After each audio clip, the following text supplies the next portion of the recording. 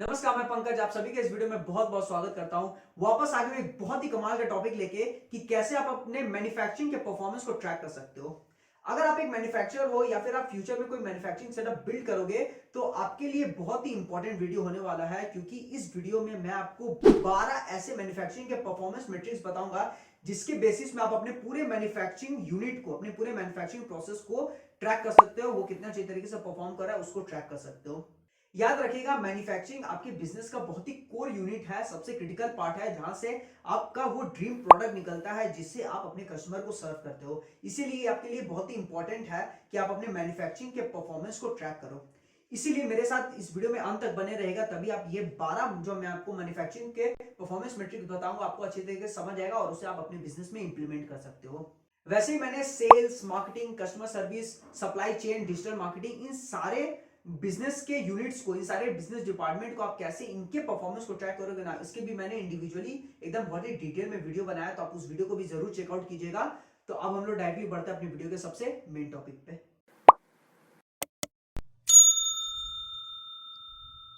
इस वीडियो का जो हमारा सबसे पहला मैट्रिक्स है वो है प्रोडक्शन वॉल्यूम। प्रोडक्शन वॉल्यूम का मतलब क्या है कि एक पर्टिकुलर पीरियड के अंदर आपका पूरा मैन्युफैक्चरिंग यूनिट कितना माल प्रोड्यूस कर रहा है, वही होता है प्रोडक्शन वॉल्यूम। आपको ना इससे कैलकुलेट करना है, आपको इसे ट्रैक करना है, देखना है कि week on week, month on month आपका ये प्रोडक्शन वॉल्यूम बढ़ रहा है या घट रहा है। देखिए, ये जो प्रोडक्शन वॉल्यूम है ना, ये डिपेंड करता है आपके डिमांड के ऊपर। सपोज कीजिए कि अगले महीने आपने फोरकास्ट किया कि आपका डिमांड बढ़ने वाला है तो आप ज्यादा माल प्रोड्यूस करोगे। अगर फोरकास्ट किया तो आपको पता चला कि डिमांड कम होने वाला है तो आप कम प्रोड्यूस करोगे। तो इस तरीके से प्रोडक्शन वॉल्यूम वॉलेटाइल हो सकता है आपका। लेकिन आपको यहाँ पे जो सबसे इंपॉर्टेंट है ना, आपको ये चेक करना है कि आपका हर मशीन, अगर आपके फैक्ट्री में 10 मशीन लगे हुए हैं तो आपको ये देखना है कि उस पूरे जितने आपका मशीन वहां पे लगा हुआ है वो आपके पूरे प्रोडक्शन वॉल्यूम में कितना कंट्रीब्यूट कर रहा है। अगर 1000 प्रोडक्ट आप कुल टोटल बना रहे हो तो देखिए कि वो 10 मशीन कितना कंट्रीब्यूट कर रहा है। हो सकता है कि आपका जो पहला मशीन है वो 200 माल बना रहा है तो वो 20% का कंट्रीब्यूशन करेगा। तो इस तरीके से आप ट्रैक कर सकते हो कि आपका हर मशीन कितना कंट्रीब्यूट कर रहा है आपके पूरे प्रोडक्शन वॉल्यूम में। एक बहुत ही इंपॉर्टेंट चीज है जो आपको यहाँ पे ये नोटिस करना है कि जो भी मशीन को आप ट्रैक कर रहे हो वो मशीन का कंट्रीब्यूशन हर वीक में या हर मंथ में उसका कंट्रीब्यूशन बढ़ रहा है या घट रहा है। अगर उसका कंट्रीब्यूशन घट रहा है तो इसका मतलब क्या है, उसे मेंटेनेंस की जरूरत है। इस तरीके से आपको इस मेट्रिक का इस्तेमाल करना चाहिए। तो ये था हमारा सबसे पहला मेट्रिक जो है प्रोडक्शन वॉल्यूम। इस वीडियो का जो हमारा दूसरा मैट्रिक्स है वो है production down time. Production down time का मतलब क्या होता है कि आपका मशीन कितने देर तक बंद रहा ना, वही होता है डाउन टाइम। ये मैट्रिक्स आपके लिए बहुत ज्यादा इंपॉर्टेंट है, क्योंकि जितने देर तक आपका मशीन बंद रहेगा ना, आपका प्रोडक्शन वॉल्यूम को वो उतना ज्यादा इफेक्ट करेगा। सपोज कीजिए कि अगर आपके जो फैक्ट्री है उसका हर दिन का वर्किंग आवर्स है 10 घंटे का, यानी हर दिन 10 घंटे आपका फैक्ट्री चलेगा तो 10 घंटे आपका मशीन भी चलेगा, यानी महीने में वो 300 घंटे चलेगा। अगर उस 300 घंटे में अगर 6 घंटा अगर आपका मशीन बंद रहा तो आपका डाउन टाइम कितना आ जाएगा, 2% का। तो आपको इस तरीके से ट्रैक करना है। अगर इससे आपको और भी इफेक्टिवली ट्रैक करना है ना, तो आप ये देखिए कि आपका हर मशीन कितने देर तक बंद रहा। अगर आपके पास 10 मशीन है तो देखिए उसका कंट्रीब्यूशन कितना है पूरे डाउन टाइम में। इवन आप ये भी चेक कीजिए कि बंद पड़ने का कारण क्या था। हो सकता है कि आपका उसमें कोई मशीन टूट गया हो, उस बड़े मशीन में से कोई छोटा पार्ट टूट गया हो, उसके कारण से कोई पार्ट मिसिंग हो, उसके कारण से, सर्विसिंग के कारण से भी डाउन टाइम आता है। तो आप इसका कंट्रीब्यूशन भी देखिए, कौन सा किस कारण से भी डाउन टाइम आ रहा है उसका भी आप परसेंटेज निकाल लीजिए। इससे क्या होगा ना कि अगर आपको ये पता चलेगा कि कौन सा मशीन के कारण से आपको डाउन टाइम ज्यादा आ रहा है और किस कारण से आ रहा है, तो आप उस चीज को अच्छे तरीके से इंप्रूव कर सकते हो, जिसके कारण से आप ये मैट्रिक्स जो आपका प्रोडक्शन डाउन टाइम है ना, उसको आप बहुत ही हद तक कम कर दोगे। इसीलिए इस मैट्रिक का इस्तेमाल करना चाहिए। क्या आपको ध्यान में रखना है, किस कारण से प्रोडक्शन डाउन टाइम आ रहा है और कौन से मशीन में आ रहा है। जब आप इसे इंप्रूव कर दोगे ना तो आपका production down time automatically improve हो जाएगा, यानी कम हो जाएगा। तो आपको इस मैट्रिक्स का भी ध्यान देना है। जो हमारा तीसरा मैट्रिक्स है वो है साइकिल टाइम। साइकिल टाइम का मतलब क्या है कि एक प्रोडक्ट को बनाने में आपको कितना समय लग रहा है ना, वही होता है साइकिल टाइम। बहुत इंपॉर्टेंट मैट्रिक्स है, क्योंकि अगर आपने एक बार निकाल लिया ना कि आपका साइकिल टाइम कितना है, यानी एक प्रोडक्ट को बनाने में आपको ऑन एन एवरेज कितना समय लग रहा है, एक रॉ मटेरियल को फिनिश गुड बनाने में आपको कितना समय लग रहा है ऑन एन एवरेज, अगर आपने इसे निकाल लिया ना एक बार, तो आप अपनी मैन्युफैक्चरिंग प्रोसेस को बहुत ही ज्यादा एफिशिएंट बना सकते हो। अगर आपको अपना साइकिल टाइम इंप्रूव करना है तो आपको ये देखना पड़ेगा कि आपको एक प्रोडक्ट को बनाने में कितने प्रोसेस लगता है, क्योंकि एक प्रोडक्ट को बनाने में डिफरेंट प्रोसेस होता है। अब अगर एक लेस बन रहा है ना, तो लेस के भी डिफरेंट प्रोसेस है, स्टेप्स है। अगर आप एक केक बना रहे हो तो उसके भी बहुत सारे स्टेप्स है। तो आप उस हर स्टेप को तोड़ के आप ये चेक कीजिए कि हर स्टेप में आपको कितना समय लग रहा है। आप अपना एक एक्सपेक्टेड समय भी निकालिए। हो सकता है कि किसी स्टेप में आपको 1 मिनट लगे, लेकिन उसकी जगह 1.5 मिनट या 2 मिनट ले रहा है, जिसके कारण से आपका साइकिल टाइम बढ़ जा रहा है। तो आप ऐसा क्या कर सकते हो जिसके कारण से उस स्टेप में आपने जितना एक्सपेक्ट किया था उतना ही समय ले। तो इस तरीके से आपको पहले स्टेप को तोड़ लेना है, उसके बाद उसे आपको इंप्रूव करना है अगर वो ज्यादा समय ले रहा है तो। इस तरीके से आप अपना साइकिल टाइम को इंप्रूव कर सकते हैं। बहुत इंपॉर्टेंट मैट्रिक्स है, क्या है? Cycle time. जो हमारा चौथा मैट्रिक्स है वो है प्रोडक्शन कॉस्ट। प्रोडक्शन कॉस्ट का मतलब क्या है कि एक प्रोडक्ट को बनाने में आपको कितना कॉस्ट पड़ रहा है ना, वही होता है प्रोडक्शन कॉस्ट। बहुत ही इंपॉर्टेंट मैट्रिक्स है, क्योंकि अगर आपने एक बार अपना प्रोडक्शन कॉस्ट निकाल लिया ना, तो आपके लिए प्राइसिंग डिसाइड करना बहुत ज्यादा इजी हो जाएगा। इसीलिए आपको ध्यान देना है कि आपको एक प्रोडक्ट को बनाने में कितना कॉस्ट लग रहा है। इसे आप पार्ट बाय पार्ट बांट लो। देखो कि अगर आप एक 100 रुपए का अगर आपका प्रोडक्शन कॉस्ट आ रहा है एक प्रोडक्ट को बनाने का, तो उसमें कितने का मटेरियल कॉस्ट है, कितने का पैकेजिंग का कॉस्ट है, कितना उसमें लेबर कॉस्ट है, कितना उसमें अदर एक्सपेंसेस है। इस तरीके से आपको पार्ट बाय पार्ट बांट लेना है। देखिए कि उसमें कौन से चीज का ज्यादा कंट्रीब्यूशन है। हो सकता है कि 80 रुपए का अगर आपको मटेरियल कॉस्ट लग रहा है, तो उसे आप कैसे इंप्रूव कर सकते हो। इस तरीके से आपको ब्रेनस्टॉर्मिंग करनी है, सोचना है, तभी आप अपने प्रोडक्शन कॉस्ट को कम कर सकते हो। प्रोडक्शन कॉस्ट निकालने का एक और फायदा यह है ना कि आप ना टारगेट सेट कर सकते हो। सपोज कीजिए कि अगर आपने ये डिसाइड किया कि मुझे मार्केट में प्रोडक्ट को 100 रुपए में ही बेचना है, और 10 रुपए का मार्जिन रखना है, और 10 रुपए का अदर एक्सपेंसेस रखना है, जैसे मार्केटिंग का खर्च होता है और भी अदर एक्सपेंसेस है। यानी अब आपको 80 रुपए के अंदर ही आपको वो प्रोडक्ट को क्रिएट करना है। तो देखिए, क्या आपने जो 80 रुपए का टारगेट रखा था, क्या उससे कम में आप वो प्रोडक्ट बना पा रहे हो? यही बहुत ज्यादा मैटर करता है, क्योंकि जब आप प्रोडक्शन कॉस्ट निकाल लोगे ना, तो ये सब सारा प्रोसेस को करना, ये सारी चीज को करना आपके लिए बहुत ज्यादा इजी हो जाएगा। इसीलिए आपको प्रोडक्शन कॉस्ट पे बहुत ज्यादा ध्यान देना है। जो हमारा नेक्स्ट मैट्रिक है वो है ओवरऑल इक्विपमेंट इफेक्टिवनेस। बहुत इंपॉर्टेंट मैट्रिक्स है। इसका मतलब क्या है कि आपका मशीन कितने अच्छे तरीके से परफॉर्म कर रहा है, आपको ये पता लगाने में मदद करता है। इसके 3 मेजर कंपोनेंट है। सबसे पहला अवेलेबिलिटी, यानी आपका मशीन को जितने देर चलना चाहिए क्या वो उतने देर चला। दूसरा परफॉर्मेंस। परफॉर्मेंस मतलब जितना उसे माल प्रोड्यूस करना था, जितना उसे प्रोडक्ट प्रोड्यूस करना था, क्या उसने उतना किया। और तीसरा है क्वालिटी, यानी बिना किसी डिफेक्ट के उसने कितने माल को प्रोड्यूस किया। इसका आप एक परसेंटेज निकालो। तीनों का अलग अलग आपको परसेंटेज निकालना है। सपोज कीजिए अगर आपको 10 घंटे मशीन को चलाना था, वो अगर 10 घंटे चलता है तो वो 100% हुआ। अगर उसे 100 माल प्रोड्यूस करना था, 100 प्रोडक्ट प्रोड्यूस करना था, उसने 100 प्रोड्यूस किया। और अगर उसने 100 प्रोडक्ट प्रोड्यूस किया, उनमें से 70 क्वालिटी प्रोडक्ट थे, 30 में डिफेक्ट था, तो ये आपका परसेंटेज आ गया 70। तो अब इन तीनों को प्लस करके 3 से डिवाइड कर दीजिए, तो आपका ओवरऑल इक्विपमेंट इफेक्टिवनेस का परसेंटेज कितना आ जाएगा? 90% का। 100 plus 100 plus 70 is equal divide by 3 is equal to 90%। यानी आपका ओवरऑल इक्विपमेंट इफेक्टिवनेस कितना है? 90% का। इस तरीके से आपको ट्रैक करना है। जब आप इसे ट्रैक करोगे ना, तो आपको समझ में आ जाएगा कि आपका ओवरऑल इक्विपमेंट इफेक्टिवनेस कितना है। 95 से ज्यादा होना चाहिए आपको overall equipment effectiveness.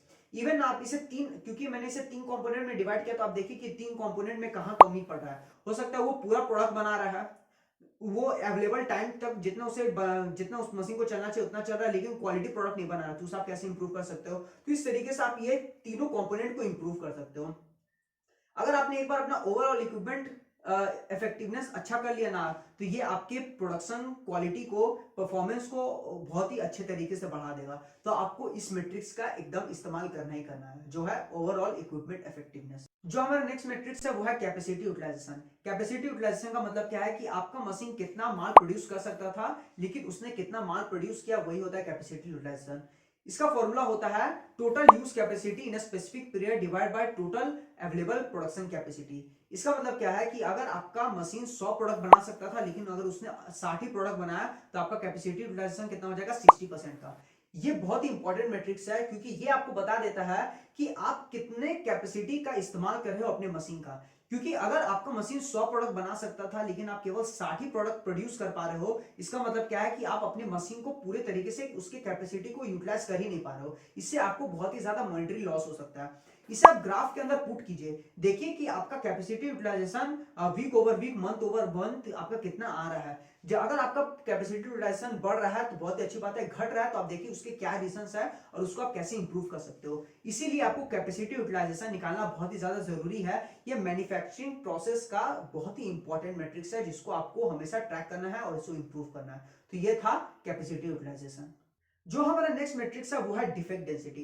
Defect density का मतलब क्या होता है कि आपने जितना माल प्रोड्यूस किया उनमें से कितना माल खराब निकल गया ना, वही होता है डिफेक्ट डेंसिटी। इसका फॉर्मूला होता है number of defective items divided by total number of unit produce. अगर आपने 100 प्रोडक्ट बनाए उनमें से 5 खराब निकल गए तो आपका डिफेक्ट डेंसिटी कितना हो जाएगा, 5% का।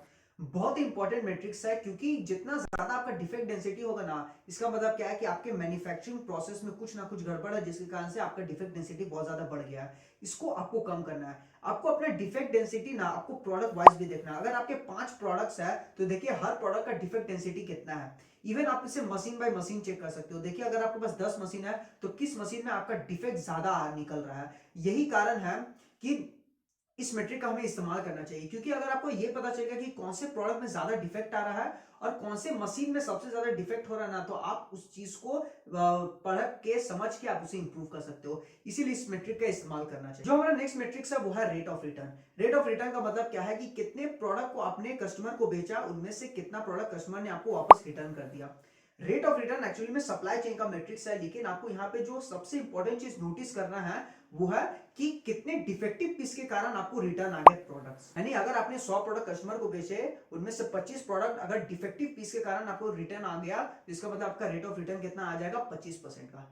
अब आप ये चेक कीजिए कि कौन से प्रोडक्ट से आपका रेट ऑफ रिटर्न ज्यादा आ रहा है। अगर आप 5 प्रोडक्ट पे डील कर रहे हो तो आप देखिए कौन सा प्रोडक्ट का रेट ऑफ रिटर्न ज्यादा है। अब आपको एक बार पता चल गया कि आपका इस पर्टिकुलर प्रोडक्ट का रेट ऑफ रिटर्न ज्यादा है, यानी कस्टमर आपको वो प्रोडक्ट वापस भेज दे रहा है, तो आप अपना पूरा मैन्युफैक्चरिंग प्रोसेस चेक कीजिए। देखिए कि यह डिफेक्टिव पीस निकल क्यों रहा है, किस कारण से आपका डिफेक्ट डेंसिटी बढ़ रहा है, आप उसे कैसे इंप्रूव करोगे। इसलिए हमें रेट ऑफ रिटर्न का, इस मेट्रिक का हमें इस्तेमाल करना चाहिए। तो ये था रेट ऑफ रिटर्न। जो हमारा नेक्स्ट मेट्रिक्स है वो है first time right. First time right का मतलब क्या है कि ऐसे कितने प्रोडक्ट है जिनको आपने पहली बार में एकदम सही बनाया, मतलब रॉ मटेरियल से लेके फिनिश प्रोडक्ट के बीच में आपका एक भी डिफेक्ट नहीं आया और आपने उस पूरे माल को अच्छे तरीके से प्रोड्यूस किया। इसका परसेंटेज निकालिए। सपोज कीजिए कि अगर आपने 100 प्रोडक्ट बनाए, उनमें से 97 प्रोडक्ट को आपने बिना किसी डिफेक्ट के उस प्रोडक्ट को बनाया, तो आपका फर्स्ट टाइम राइट परसेंटेज कितना आ जाएगा, 97% का।